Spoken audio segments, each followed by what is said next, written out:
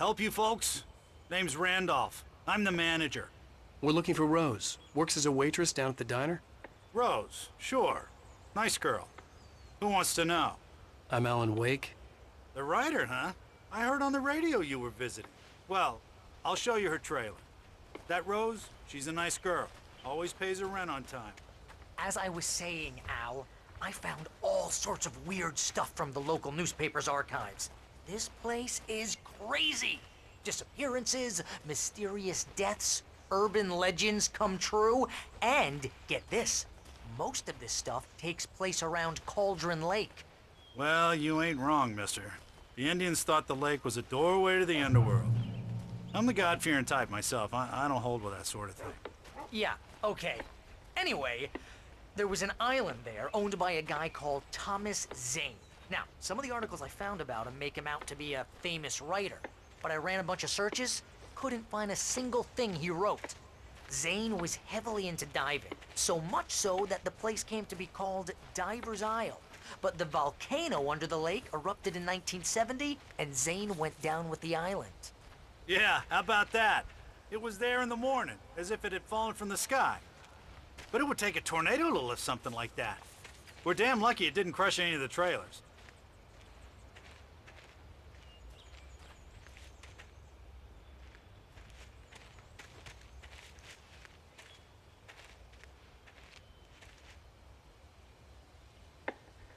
It gets better. A local girl, Barbara Jagger, drowned in Cauldron Lake just a week earlier. They were lovers. Sure, Jagger's a local spook story. The Scratching Hag comes for you in the dark. Childish stuff like that. Anyway, Al, I'm just getting to the best part. All of the articles about this stuff were written by Cynthia Weaver. I asked around, and she's that crazy bag lady you met. What, the lamp lady? She can be a little loopy, but she's not homeless or anything.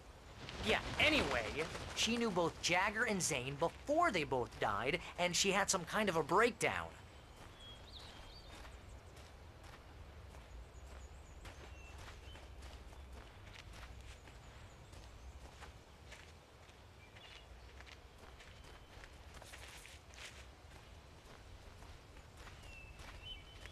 Well, mister, this here's Rose's trailer.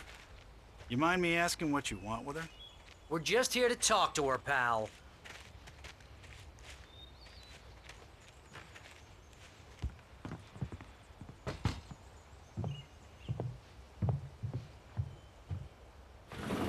Welcome to... Oh dear, Mr. Wake.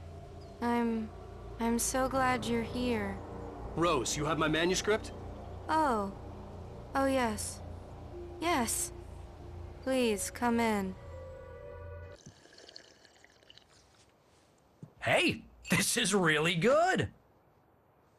Rose, Yes, my manuscript. I really need it. I understand. I know what you need. A muse to inspire you. Oh, for Barry. She doesn't have anything. Yeah, hey, Al? Al, what's... Oh... Barry! What? What?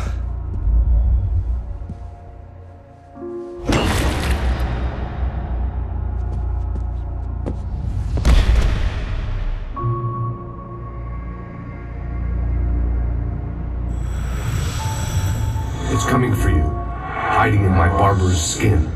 I'm too weak to stop it. You must turn the lights on. I promised I'd come visit you and your lovely wife. You must finish what you started. I insist.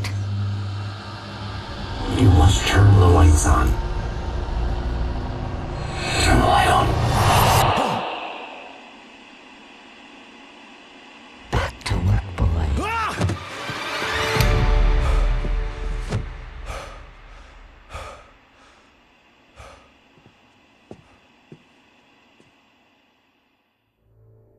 I felt nauseous, hungover. Only anger kept me going. I can't tell reality from dream anymore, but it seems I have an imaginary editor to help me. She's an old woman in a funeral dress, I call her Barbara Jacker. She's very strict. I'm writing faster and faster. My manuscript is being heavily revised. The edits are getting very aggressive, and each day there's less of me and more of her. I hate it, but I know she's right. She promises me I can save Alice this way. She knows more of this than I do. About the complex incantation I'm attempting. About this place. She's worked with another writer under similar circumstances, Thomas Zane. The genre of the story seems to be shifting. It's turning into a horror story. I'm getting close. I can feel it. Rose took a day from me. I had less than 12 hours left to meet the kidnapper. All I could do was get Barry into the car, work something out once I got on the road. Welcome to the Oh Dear Diner. What can I get you today? Coffee? I couldn't work up much hate for Rose. Something had used her to get to me and left its mark. First refill is free. Milk and sugar on the counter there. Would you like to My gun and flashlight were gone. I'd have to find a way to get Barry into the car as quickly as possible. There was no time to waste.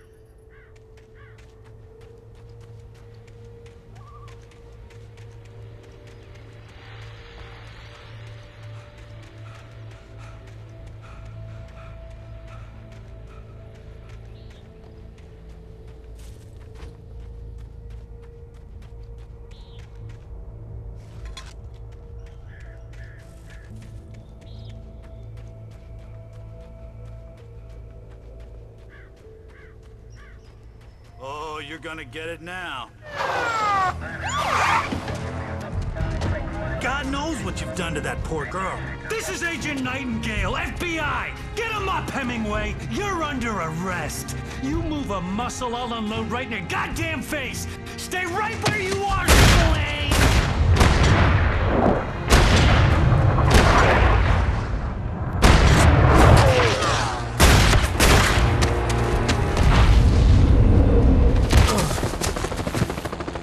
What are? I'm standing right here, you goddamn maniac!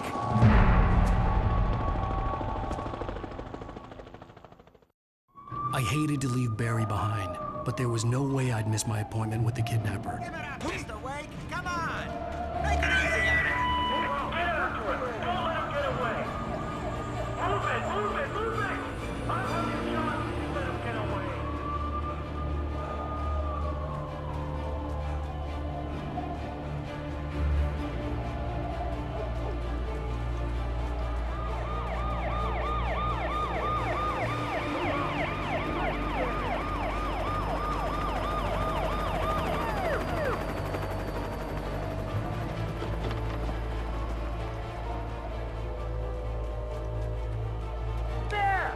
We have the suspect in sight! Okay, men, keep your eyes peeled. He's gonna try to make it through here. Damn! This way! Go! Get out! Stop! Where is he? Wait!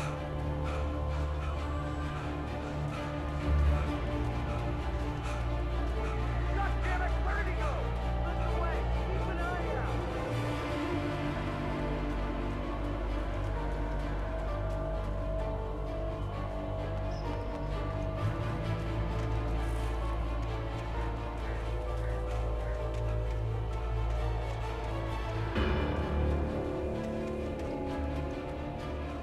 He's gone!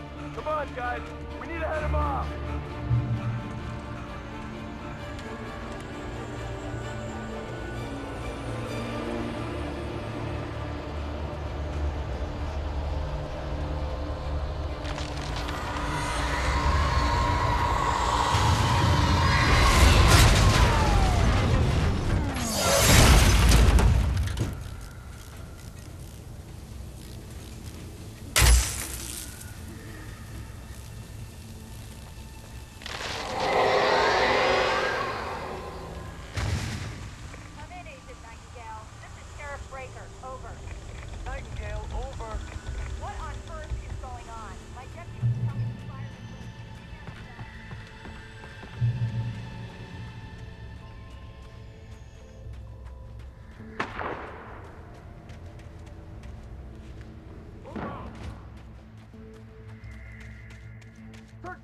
area.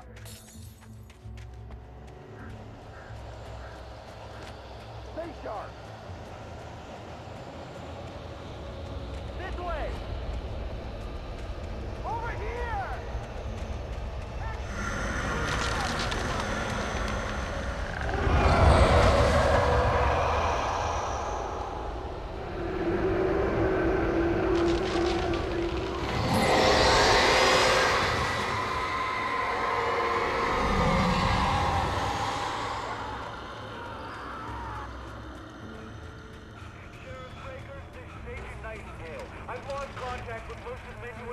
This horror was everywhere I went, circling me.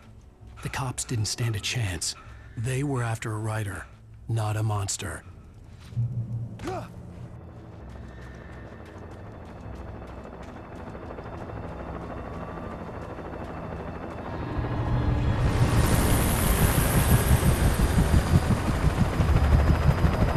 You on the ground. Hold it right there. There's nowhere to run. Freeze!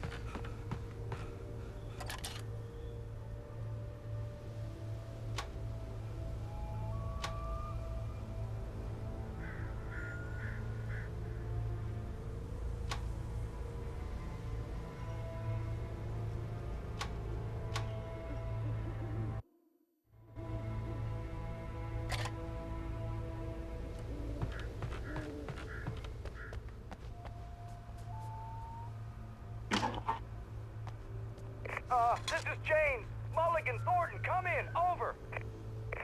Thornton here. James, we got both Wheeler and Rose in custody. They didn't put up a fight or anything. Why, they were... Hey, what are you... Come on! Sit down and give me that. James, Mulligan here. Over. Go ahead, Mulligan. Over. We got Wheeler and Rose here. Wheeler's drunk or hopped up on something. Speaking of which, that Fed had a pretty distinctive whiff of Otis Scotch about him, you know what I mean. Over. I don't have anything on that, Deputy Mulligan. Over. Well, whatever. Anyway, Rose is just being plain weird here. You better get Doc in to take a look at both. Over. Gotcha. You better get them here quickly. The, Fed's gonna want to interview Wheeler. Over.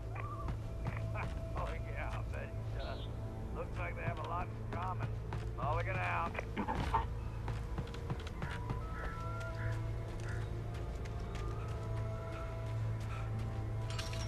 I imagined that the broadcast tower in the distance was part of the local radio station.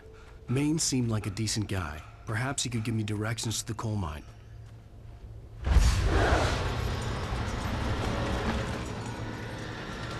Unnatural shadows clung to the gate. The darkness that was after me was trying to stop me. I wouldn't get through without a light.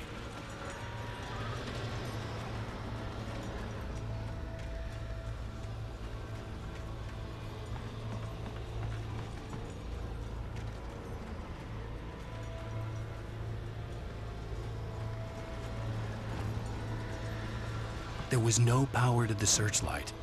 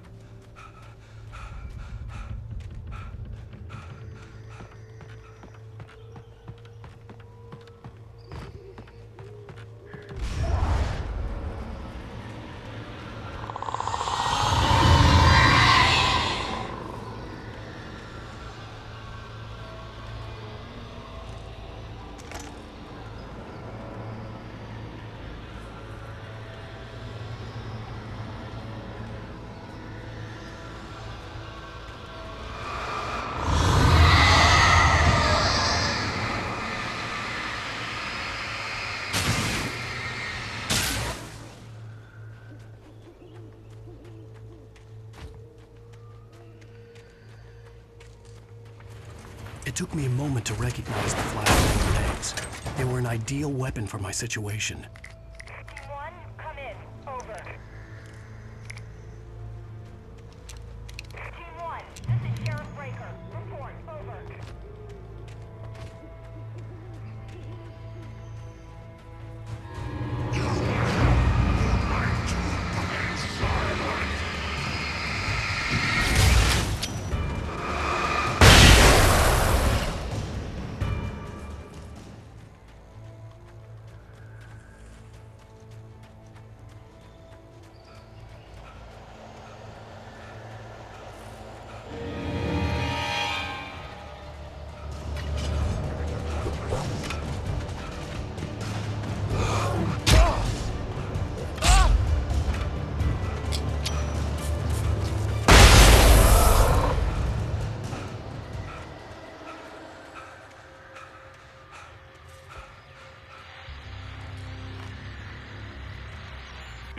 And here's another call. You're on KBF-FM with Pat Maine. It's Milt Peabody, Pat. What's on your mind, Milt? Well, I live near the trailer park, Pat, and there's a big ruckus going on over there. Well, that's just up the road from me, too.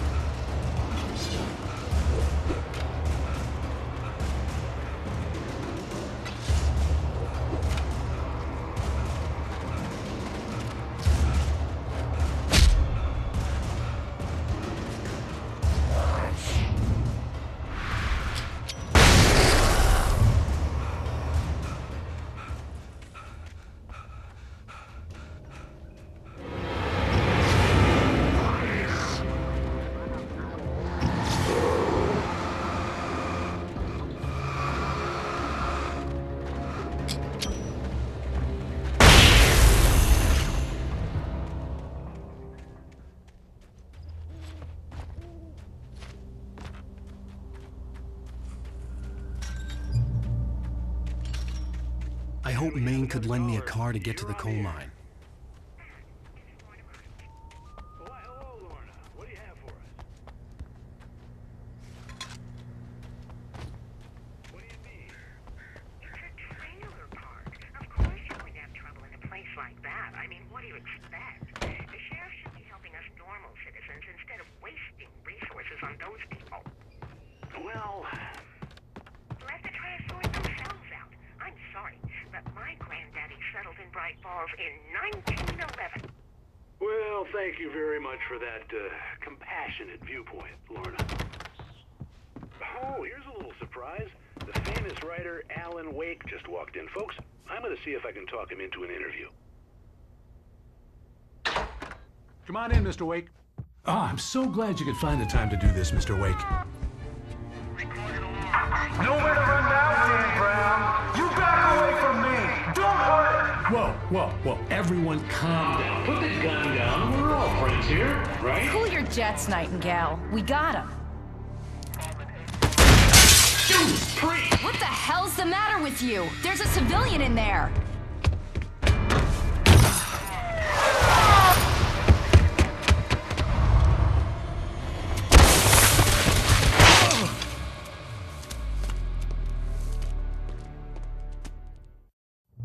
get you yet, even if it kills me. You hear me?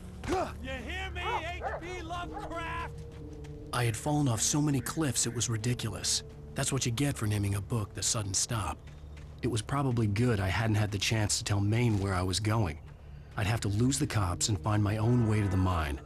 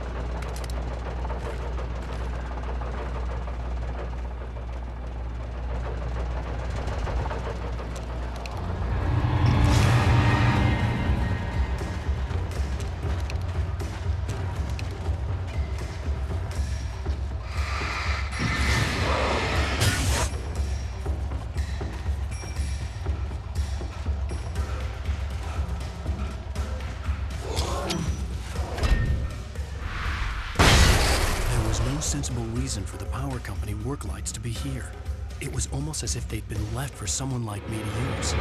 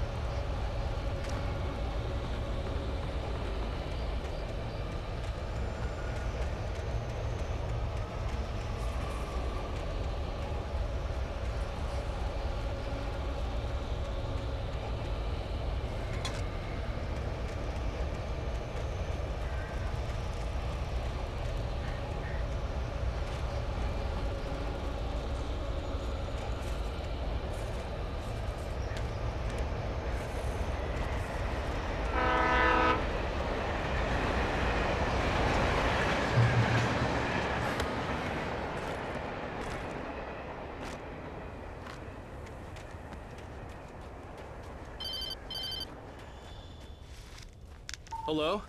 The most stubborn man I've ever met. Alice? Alice? Alan. Alan,